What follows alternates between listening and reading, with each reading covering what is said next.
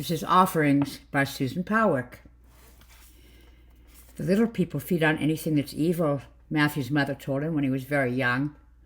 They're like the spiders in the garden, Matthew, which look ugly but are really good because they eat the bugs which kill the flowers. Matthew didn't like spiders and didn't like Mother's description of the little people who smelled like old leaves and had small teeth as sharp as razors.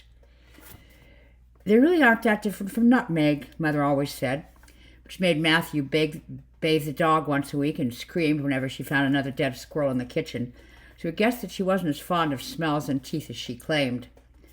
Nutmeg redeemed himself by fetching sticks and sleeping in a warm heap at the foot of Matthew's bed every night. But he knew from his mother's stories that the little people were neither playful nor comforting.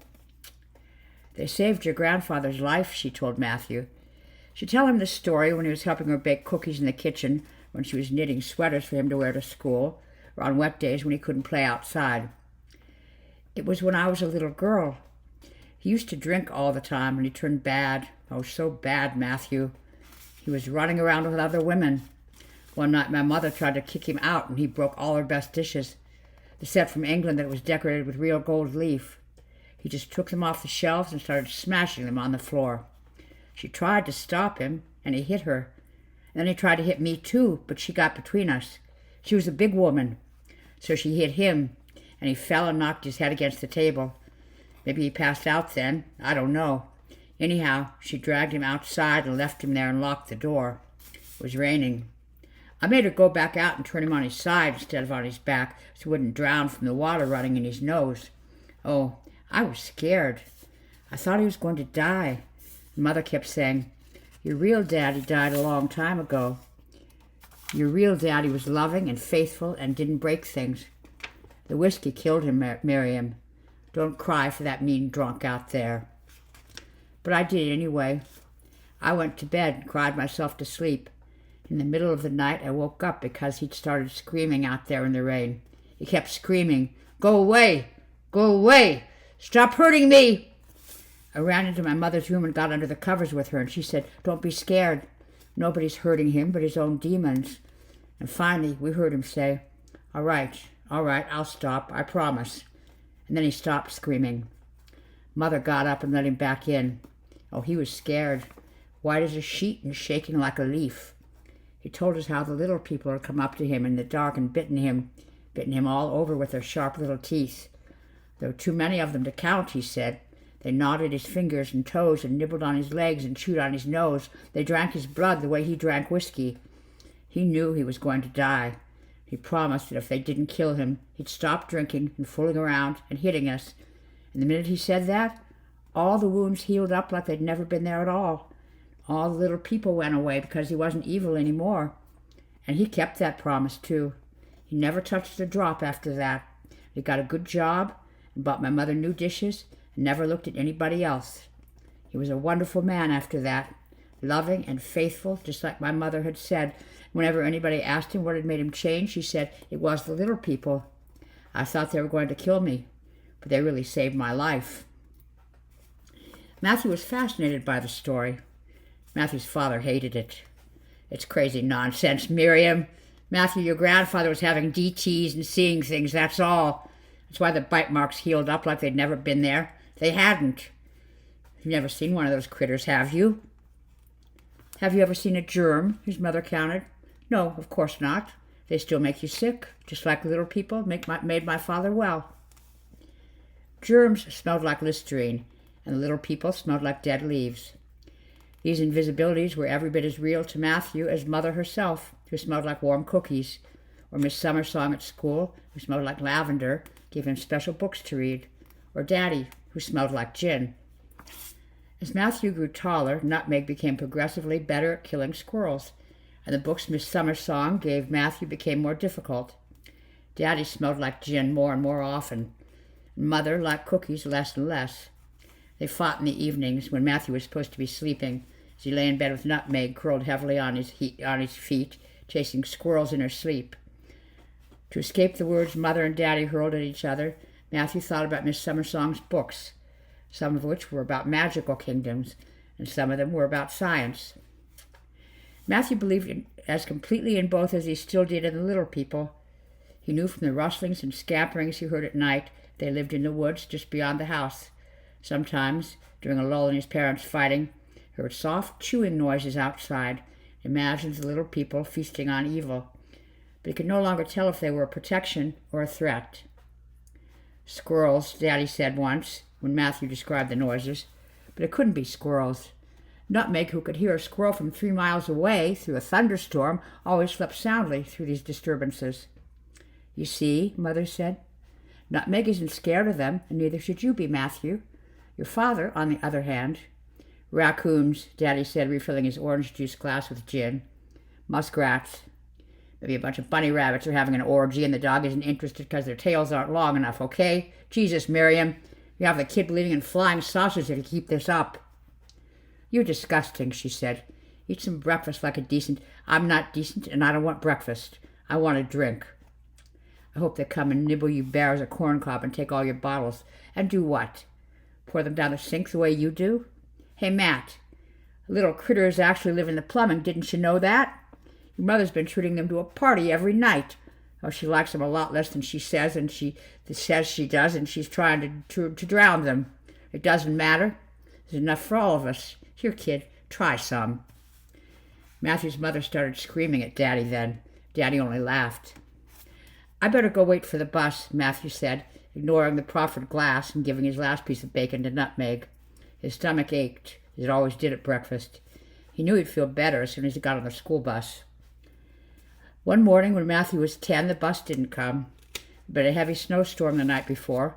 When Matthew had been waiting in front of the house for an hour, Mother came to fetch him back inside. The bus isn't coming, Matthew. They just said so on the radio. The roads are too bad. There won't be any school today.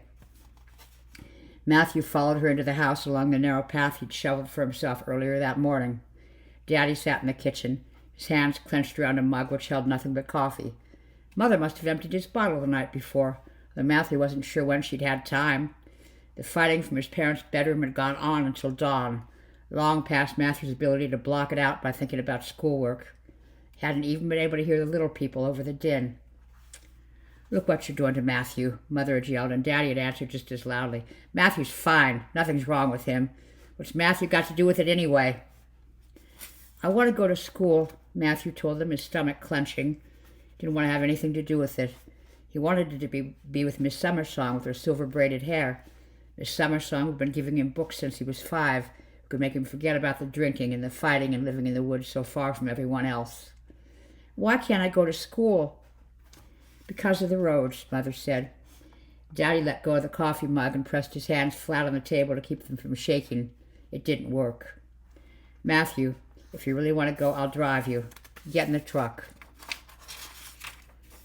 No, you're in no shape to drive, or the truck to be driven, or the roads to be driven on.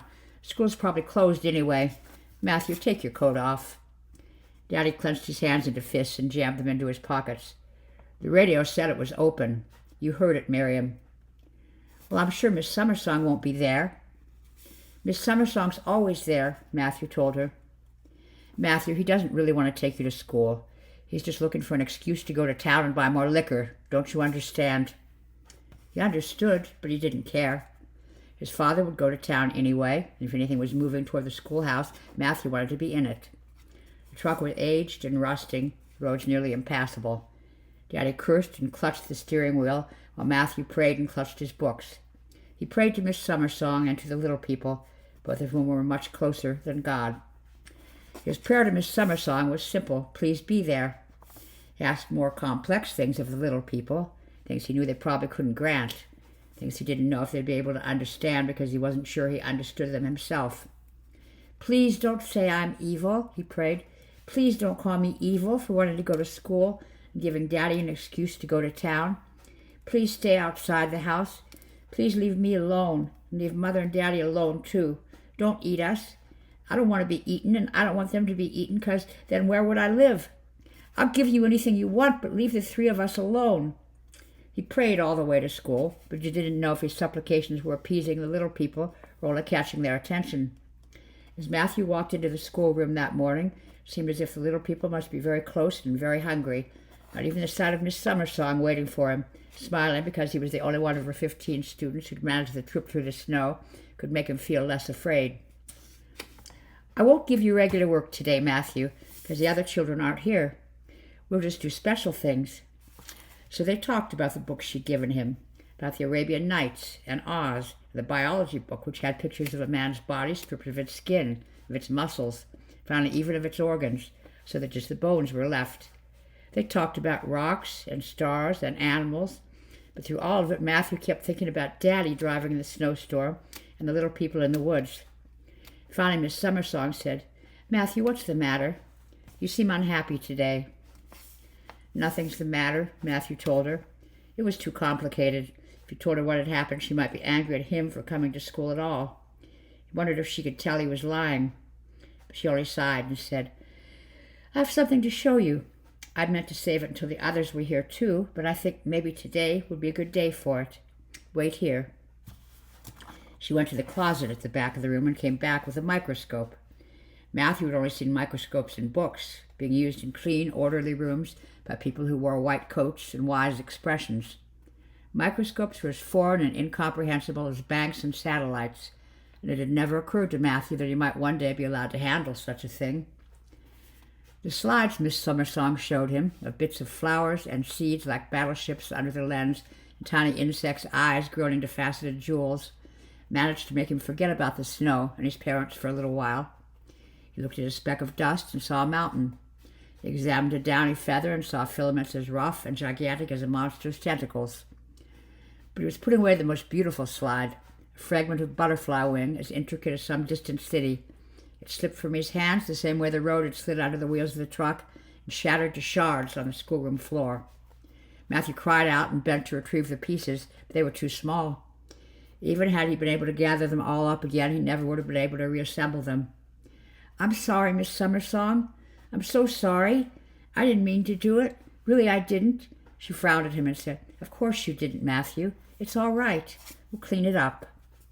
He watched her sweep up the bits of glass with a broom and dustpan and pour them into the trash can. He knew he never should have been allowed to touch the microscope at all. She was still frowning and the windows rattling as if someone were trying to get in. For a moment, Matthew heard the soft, wet noises of the little people licking their lips.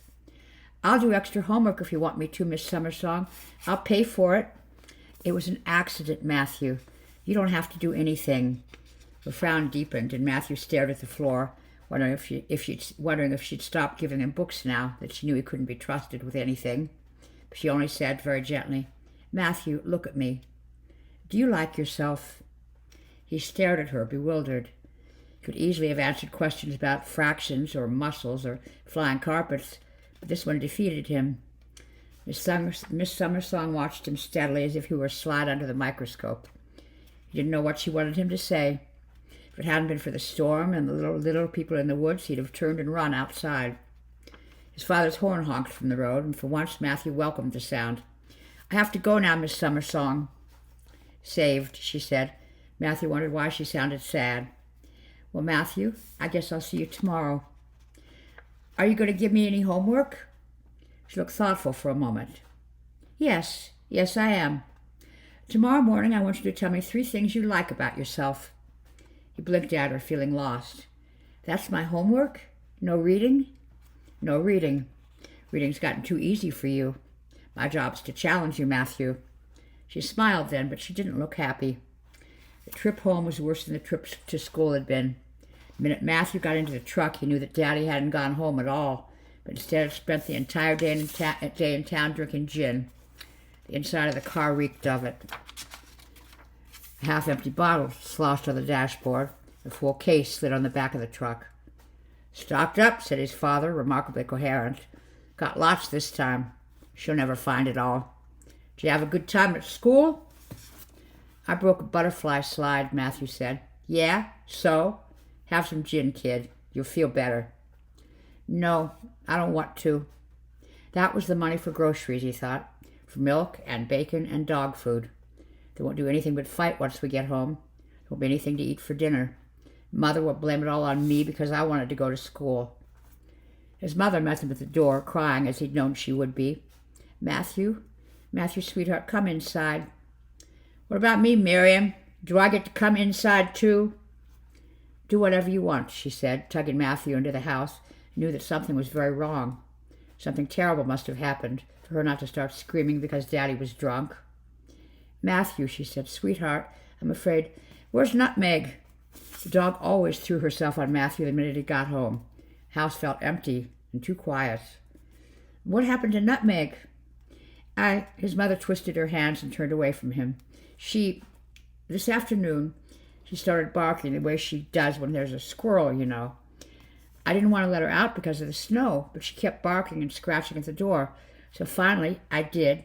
She ran into the woods and, oh, Christ, Daddy said, is that all? The dog isn't back yet and it's a national calamity? What's for dinner? Leftovers. You spent the grocery money on liquor. Think I don't know you by now? Matthew, I went out and called her and I even looked for her in the woods, but she didn't come back. It was the little people, Matthew said, remembering his prayer on the way to school. I'll give you anything you want, but leave the three of us alone. The little people took her. 3, he'd prayed. 3 and not 4. You should have said 4. How could he have forgotten about Nutmeg? And now she was gone, vanished into the snow, made into a meal for horrible creatures with teeth sharper than hers. Nobody took her, Daddy said. She ran off after a squirrel, that's all. She'll be back. Everybody calm down. Matthew shook his head. If she's not back by now, she's not coming. She never stays out so long. She's dead. They ate her. Matthew, it was a squirrel. A squirrel, all right. You heard what your mother said, how she was barking and all. Aren't you the one who says she doesn't bark at those pixies? She ran outside after something real, and she'll come back when she's caught it. Let's eat dinner. I can't eat, Matthew said. I feel sick. His mother knelt beside him and felt his forehead. Matthew, why were the little people? There aren't any little people. Miriam, can't you see what these stories of... Shut up, Matthew. Why would they take Nutmeg? Because he had promised her to them without knowing it. But if he told Mother that, he'd have to tell her about his prayer. How terrified he was that everyone in the house would be eaten for being evil. How he lay awake at night listening to the fighting. Even if he'd been able to tell his mother that he thought she was evil, he'd been too ashamed to admit that he'd forgotten Nutmeg in his prayers. So he lied. She pooped in my bed the other night. I cleaned it up. Maybe the little people took her because she was bad. No, his mother said gently. Matthew, she's a good dog. Having an accident doesn't make you evil. And the little people only eat evil things, harmful things. That's why your grandfather was such a good man after... Miriam, cut it out. Stop feeding him this garbage and feed me some supper. No. Why should I? You should have bought food and you didn't. You bought liquor instead. Fine, so make that your dinner. I don't care anymore. They should come for you. The little ones should. You'd make a lovely meal for them. Matthew clutched at her hand. She was undoing his prayer of safekeeping, inviting the little people into the house to feed on Daddy. If that happened, Nutmeg would have died for nothing. Daddy hated them so much he wouldn't believe in them even if he saw them. He'd think he was just imagining things, even when they were devouring him, and he'd die too. Mother, stop it. Don't say that. The little people will hear you. Matthew, Daddy said, very quiet now, there's no one to hear her. The little people don't exist. That's just a scare story. Let's fix those leftovers, okay? Nutmeg's playing in the snow. She'll be back soon. But he was wrong. As anxiously as Matthew waited through the evening, Nutmeg didn't come back. The little people came instead, claimed the meal Mother had promised them. Matthew awoke to find his room perfectly illuminated with moonlight reflected from the snow outside. It's sunlight, Matthew, Miss Summersong had said that day. All light is sunlight, moonlight too, which stops somewhere else on its way from the sun before it reaches us. Whatever heat this light had taken from the sun had been lost long ago. The room was icy and a draft from the hall. The blankets on Matthew's bed did nothing to warm him without the familiar weight on his feet. He got up, shivering, closed whatever window had been left open. Halfway down the hall to his parents' room, he began to smell a stench of rotting leaves and dead things far too vile to belong to Nutmeg. The bedroom door was open.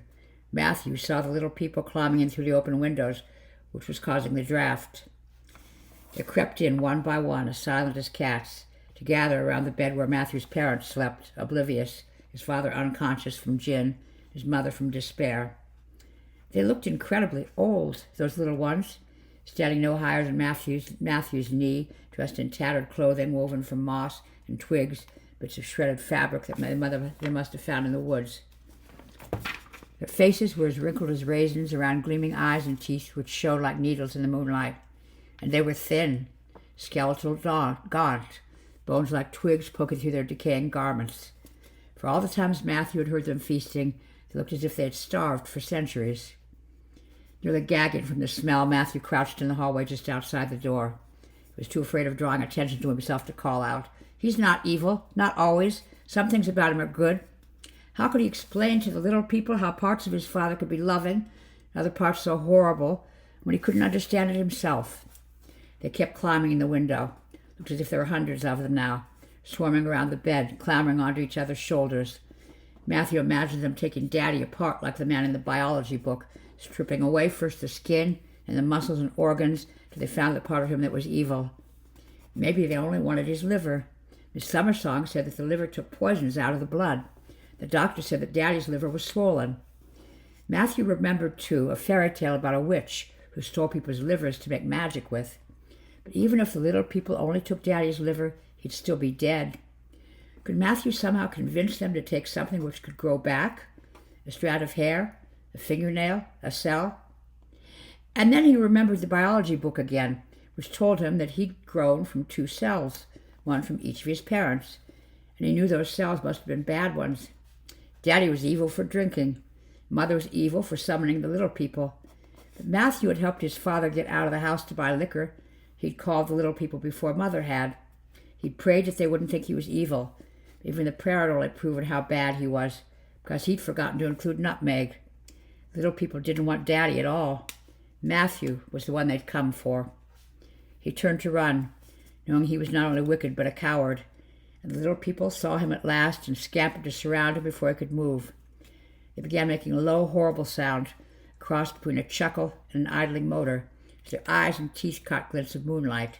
The smell was unbearable. As they crowded close, Matthew tried frantically to think of some charm or spell, some magic which would drive them away. All he could remember was his homework assignment. "Tell me 3 things you like about yourself," Miss Summersong had said. 3 was a number which could make powerful magic, according to any story Matthew had ever read. Perhaps Miss Summersong, who knew everything else, had known that the little people would come, had given him that odd riddle as a weapon against them. "I like myself because Miss Summersong thinks I'm smart," Matthew whispered as the little people pressed against him. Their eyes brightened. The chuckling grew louder. "I like myself because I took good care of Nutmeg and didn't mean to hurt her," Matthew said desperately, shrinking away from them and thinking as hard as he could of the smell of lavender. "Accidents weren't evil," Mother had said. He'd left Nutmeg out of his prayer by accident. Thinking too hard about his parents. That couldn't be evil, could it? Could trying to protect people be evil? One more and he might be safe. If the magic worked, if it were strong enough. What? He squeezed his eyes shut, trembling, certain he'd feel those teeth tearing into his flesh at any moment, and cried, "I like myself because I love Mother and Daddy." There was a gust of wind and stabbing cold. When he opened his eyes, the little people were gone, having taken their stench and their uncanny laughter with them. In the pool of moonlight which bathed his parents' bed, Mother muttered something in a dream, and Daddy began snoring very softly. It was years before he understood what had happened. Nothing changed after that night. His father kept drinking, his mother kept nagging, the fights were as loud as ever, Miss Summersong's books even more alluring. Nutmeg never came back. Matthew never saw the little people again. In time he came to believe that their visit had been nothing but a nightmare inspired by his mother's vivid, gruesome stories. He moved away to go to college and never moved back. He studied biology and chemistry, chose a career in research, becoming one of the wise, solitary men in white coats he'd admired so as a child. He traveled to many cities, never ceased finding them beautiful and comforting. Wilderness unnerved him, though he could not have said why.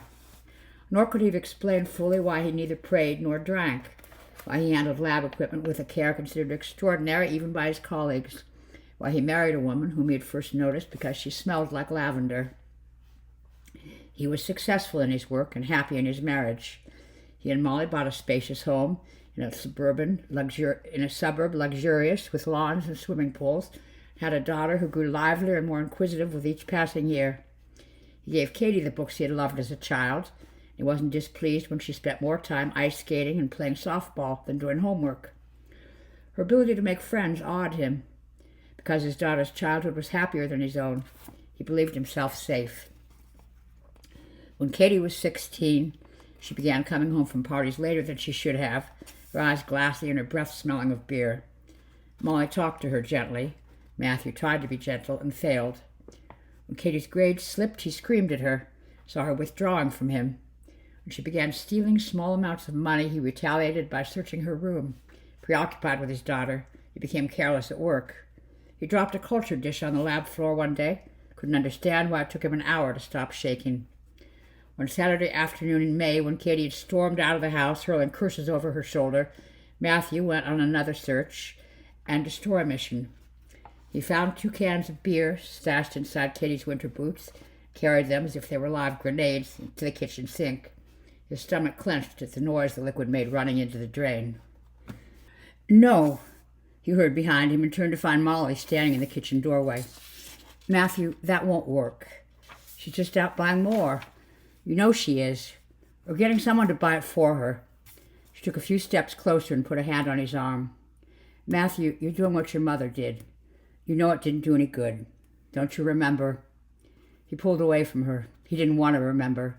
For a brief, bitter moment, he regretted having ever described his parents to his wife. When he spoke, his own voice sounded foreign to him. "What should I do then?" "Talk to me," Molly said, and he noticed for the first time how dark the circles had grown under her eyes. "You never talk anymore. Here, come here. Sit down." She led him to the kitchen table as if he were blind. "You're scared," she said. "I'm scared. Your father died from drinking. Now Katie's doing it. You can't save her any more than you could save him, and it isn't fair. But destroying yourself won't change anything. I love you as much as I love her, Matthew, and I don't know which of you is harder to live with anymore. Do you understand?" "Don't lecture me," he said. It was that stranger with the hoarse voice talking again, not himself at all. "I don't know what we did wrong.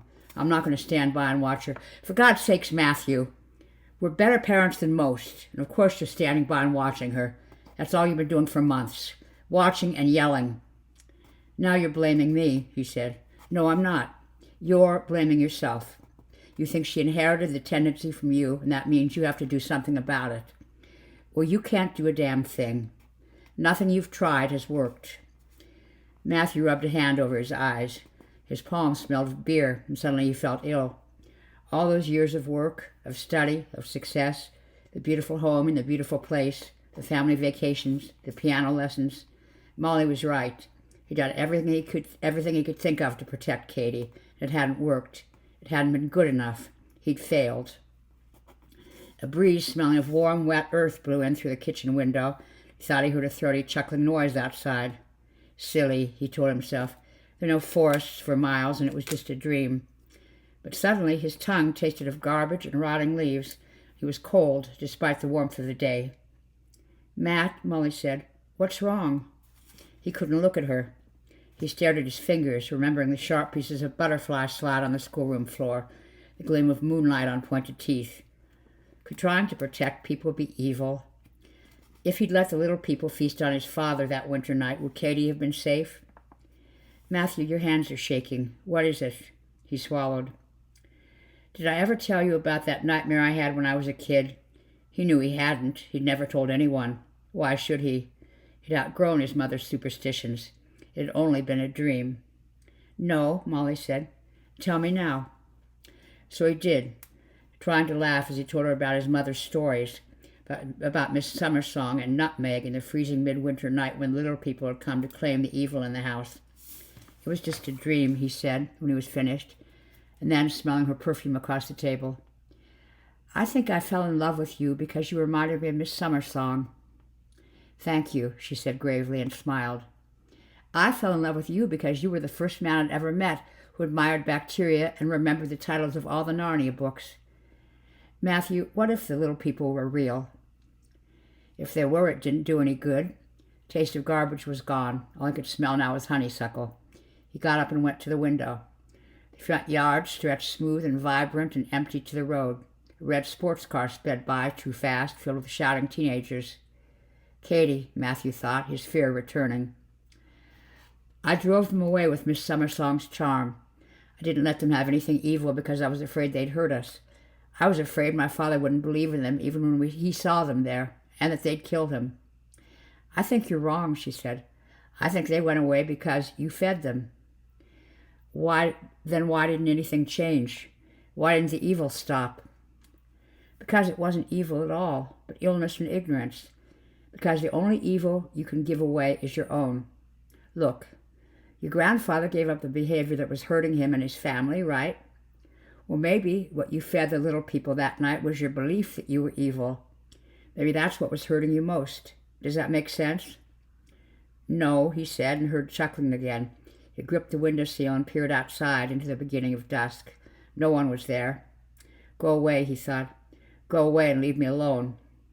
If I gave it to them, why do I still have it? Because it grew back, Molly said softly, like a fingernail or a strand of hair. She came up behind him and held him for a long time, her arms around his waist and her face pressed against his shoulder. He allowed himself to be enveloped by the familiar smell of lavender. Finally, he turned and kissed her. There's a meeting at the high school in half an hour, she said into the hollow of his breastbone, for parents who are scared about drugs. She laughed, sounding embarrassed, and Matthew realized how hard she was working to keep her voice steady. You know, what to look for, where to get help, that kind of thing. Do you want to come with me? No, he said. He couldn't face it in public, not yet. Come back and tell me about it. All right. She pulled away from him and gathered up her purse and keys. Try not to yell at Katie if she comes home. He nodded numbly and went back to stand, unseeing, at the kitchen window. He wondered if he could still remember the titles of all the Narnia chronicles, and found that he could. I like myself because I like good books, he thought. I like myself because I'm a good scientist. I like myself because I've been as good a parent as I knew how to be, even if it wasn't enough, even if I made too many mistakes. It occurred to him that maybe he had loved Katie too much, been too proud of her, jinxed her somehow. Take whatever bad stuff you want, he said aloud, speaking quietly because he felt foolish. He wondered if the neighbors could hear him through the open window. Take away as much garbage as you can carry, but leave me what I love. Give me back what I love, and I'll never ask you for anything again. All he could smell was honeysuckle. And what good would it do, even if they were real? What could they return to him? His parents were dead. And at last he realized, aching, that Molly was right. Katie belonged only to herself. She'd have to make her own offerings. He was very tired. He closed his eyes, leaning against the windowsill, and breathed in the smell of flowers. A dog barked in the distance. When Matthew opened his eyes again, he saw Nutmeg, as spry as she'd been on the day she vanished, trotting across the tranquil twist lawn with a squirrel in her mouth.